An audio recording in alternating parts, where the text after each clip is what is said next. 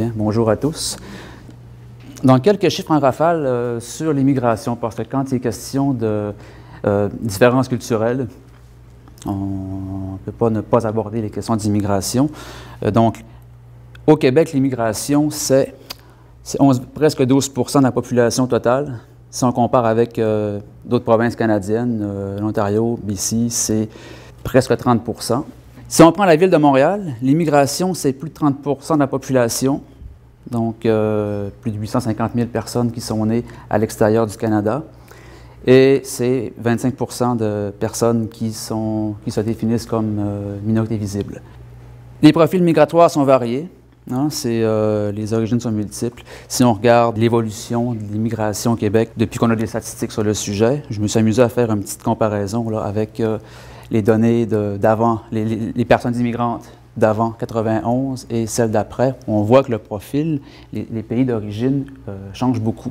On a beaucoup plus maintenant de personnes originaires du nord africain, du Maghreb, de l'Amérique latine, de l'Asie du Sud, donc Inde, Pakistan, Sri Lanka. Donc, la SST et les travailleurs immigrants issus des minorités culturelles, quelques données statistiques. Donc, c'est nébuleux.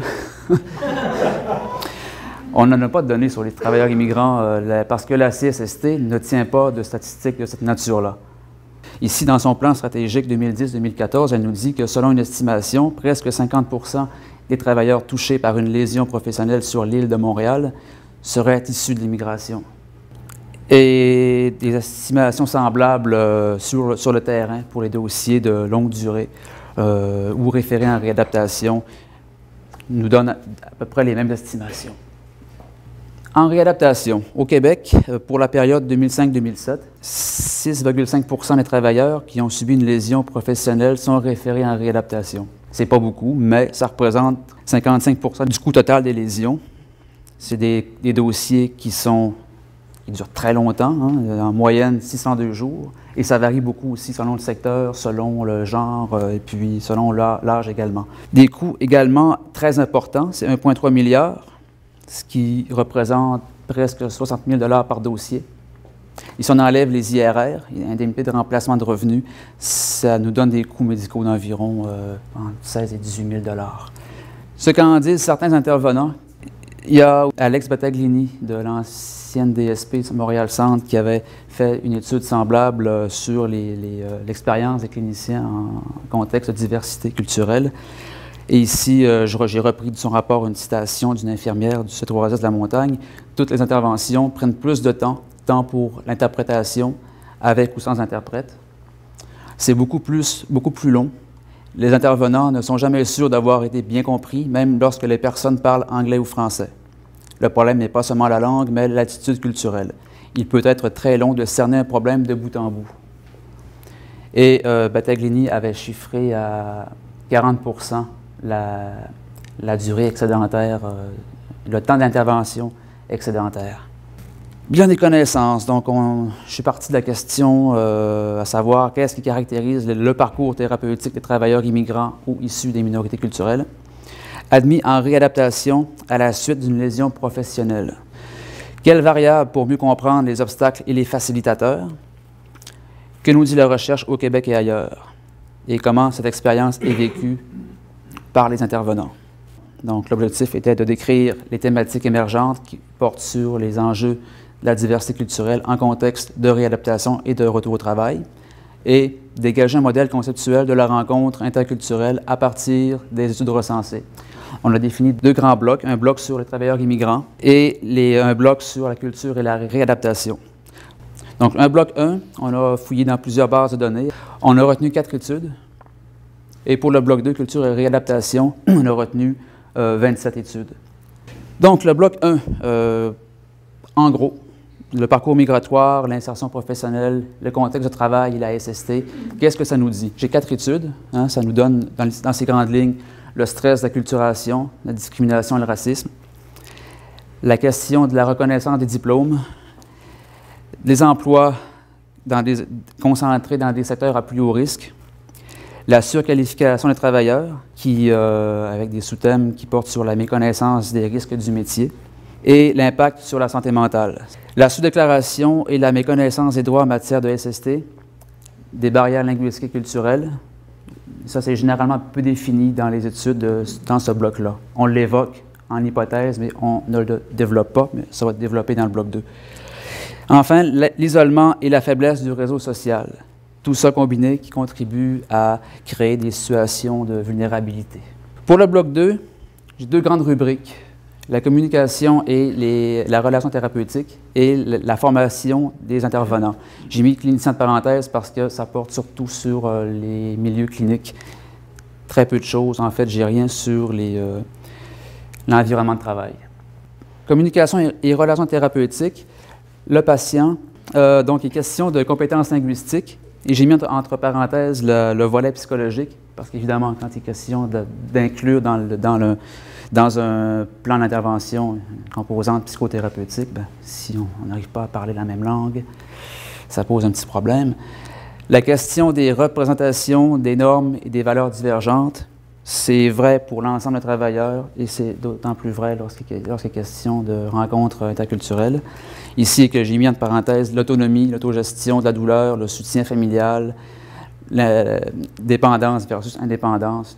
Les rapports hommes-femmes, donc dans un contexte comme celui-là, il ressort que tous les travailleurs ne sont pas à l'aise avec, dans ce cas-ci, c'est le toucher thérapeutique, un thérapeute de sexe opposé. Donc, qu'est-ce qu'on fait dans ce temps-là? Mais ça, c'est ressorti dans la littérature. La question des attentes de traitement, l'adhérence au traitement plus souvent compromise. Qu'est-ce que c'est que l'attente de traitement? Ça veut dire, quand j'ai mal, à quoi je m'attends comme thérapie? L'adhérence au traitement, quelques notes là-dessus, c'est que l'attente de traitement, c'est une thématique qui comprend donc la question des représentations, la question du lien de confiance. Si je ne m'entends pas avec mon thérapeute, si j'ai l'impression qu'il ne me comprend pas, bien, ça touche le lien de confiance. Il peut en découler une perte de motivation et, au milieu, l'adhérence au traitement compromise. Et ça, ça peut, une fois qu'on sort du système, qu'est-ce qui se passe? Il y a des conséquences médico-administratives, économiques, sociales, qui sont importantes, très importantes. Quelques études qui ont comparé les taux d'adhérence au traitement selon le statut de résidence, donc être immigrant, né aux Pays-Bas, dans ce cas-ci, un N de 529. Et parce que les chercheurs néerlandais s'étaient rendus compte qu'il y avait un taux d'abandon des traitements de l'ordre de 28 % chez les immigrants et 13,7 % chez les personnes nées aux Pays-Bas. Donc, dans une autre étude, ils ont cherché à comprendre les raisons de l'abandon. Et ce qui arrive en tête de liste, c'est même pas les barrières de langue, c'est les différentes attentes de traitement. Et vous voyez ici, c'est bon aussi pour les personnes nées aux Pays-Bas, donc il y a aussi des questions à se poser à ce niveau-là, en termes d'être sensible aux perceptions du travailleur. Mais il y a quand même 20 points d'écart entre les deux. Ici, c'est une étude suédoise, très petit N par contre, sur des patients souffrant de douleurs chroniques. Répartition à peu près égale de travailleurs immigrants et suédois. Ici, un an post-traitement, les immigrants, vous voyez, il y a quasiment 10 points d'écart entre immigrants et personnes nées en Suède. Mais les écarts s'effacent après 3 ans. Mais on ne sait pas beaucoup de choses sur les caractéristiques de ces travailleurs-là. Donc, caractéristiques sociales, conditions du lien d'emploi, par exemple. Donc, c'est assez difficile de tirer des conclusions. On voit qu'il y a des écarts, que 3 ans en post-traitement, on ne sait pas. Mais ça pose une question importante quant au maintien au travail durable. Donc, tout à l'heure, on a parlé des facteurs qui touchent les travailleurs. Maintenant, si on regarde les cliniciens, qu'est-ce qu'on a comme résultat? Les cliniciens expriment souvent le manque de préparation, le manque de formation. Ils rapportent aussi l'augmentation du temps d'intervention. Des jugements cliniques ou des diagnostics erronés. Donc, ça peut survenir surtout en ce qui concerne la composante psychologique. Des échecs répétés.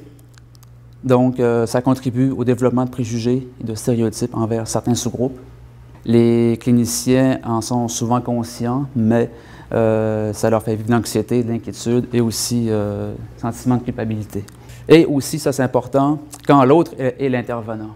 On voit de plus en plus d'études qui vont parler de l'expérience des intervenants qui sont eux-mêmes issus de l'immigration ou des minorités culturelles. Et qu'est-ce qu'ils vivent comme cliniciens, qu'est-ce qu'ils vivent en termes de rapport avec les patients, Donc, il y a aussi là des choses qui ressortent, l'expérience du racisme notamment, la discrimination.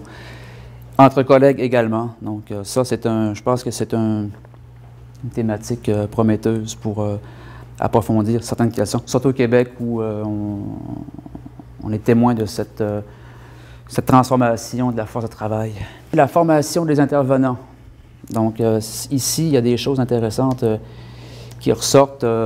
Donc, outre le manque de préparation et de formation, il est question beaucoup du développement de contenu pédagogique et des meilleures stratégies d'enseignement. Donc, le débat qui est en cours, puis je n'ai pas vu de consensus dans la littérature à ce sujet-là, c'est quel contenu, qu'est-ce qu'on enseigne, quelle thématique, est-ce qu'on dissémine le contenu dans le corpus existant ou est-ce qu'on développe des cours de concentration? Est-ce que c'est obligatoire, optionnel? Est-ce qu'on fait ça au niveau sous-gradué ou post-gradué? Est-ce qu'on fait ça lorsque les travailleurs sont au travail? Il y a beaucoup de conjectures à ce niveau-là. Et enfin, l'évaluation de l'efficacité des formations déjà existantes. Formation des intervenants. Donc, la notion de compétence culturelle, interculturelle est très importante. Sur les 27 études, il y en a peut-être le tiers qui portait exclusivement là-dessus. Donc, la notion de compétence interculturelle, c'est posée comme une manière de bonifier l'approche centrée sur le patient. Et c'est une approche qui mise beaucoup sur la démarche autoréflexive. Donc, on invite le patient ou l'étudiant à prendre conscience de ses propres ancrages culturels, ses propres ancrages sociaux, et il était invité à réfléchir à toutes ces questions-là. Démarche autoréflexive aussi, c'est la question du décodage non-verbal et du langage corporel. Ça, c'est quelque chose qui est apparu beaucoup en substance. La compétence culturelle, interculturelle des organisations. Ça aussi, c'est pas ressorti de manière quantitativement dominante, mais je pense que c'est important de le souligner parce que ça porte sur les politiques institutionnelles, le soutien aux intervenants, donc la formation, la mise à jour des pratiques et la simulation des cas complexes. Il y a des études qui parlent de ça. Donc, en termes d'organisation du travail, ici, il est question de continuité des soins et des équipes de travail. Ce que ça veut dire, c'est qu'il ne suffit pas qu'une personne dans une équipe ait été formée en compétences interculturelles. C'est important que toute l'équipe le soit. 3 grands enjeux pour la réadaptation. Donc, les différences culturelles peuvent entraîner des écarts de représentation sur la santé, la maladie et son traitement et entraver le processus de guérison. Le deuxième, la capacité du clinicien à saisir et à comprendre les représentations de la santé et de la maladie peut favoriser la communication interpersonnelle et le développement d'une alliance thérapeutique. Et le troisième, c'est la notion de compétence interculturelle dans les soins de santé, qui est un atout intéressant, voire incontournable, pour bonifier les modèles actuels de réadaptation. Quelques pistes de recherche qui émergent de cette recension-là, c'est de faire une recension plus ciblée sur la notion de compétence interculturelle. La description des barrières rencontrées par les différents partenaires impliqués dans le processus de réadaptation et les stratégies qui sont mises de l'avant. L'observation directe de rencontres cliniques, donc on parle ici d'ethnographie institutionnelle, et il y a des cliniques qui nous ont ouvert les portes pour ce genre d'études-là, et des études de dossiers de longue durée. Là encore, avec la CSST, on a des échanges et puis on voudrait aller voir ce qui se passe, à quel moment du processus le bât blesse, à quel moment, ou comment sont consignées les barrières rencontrées, linguistiques, culturelles ou autres. En conclusion, disons que quand on traite des questions de culture, différences culturelles, d'identité, d'appartenance, il y a beaucoup de concepts, il y a beaucoup de choses qui sont difficiles à maîtriser et qui demandent une certaine, je dirais, maîtrise. Et donc, je vais conclure sur une citation d'Amin Maalouf que je trouve excellente. « C'est notre regard qui enferme souvent les autres dans leurs plus étroites appartenances et c'est notre regard aussi qui peut les libérer. » Voilà, donc, place aux questions.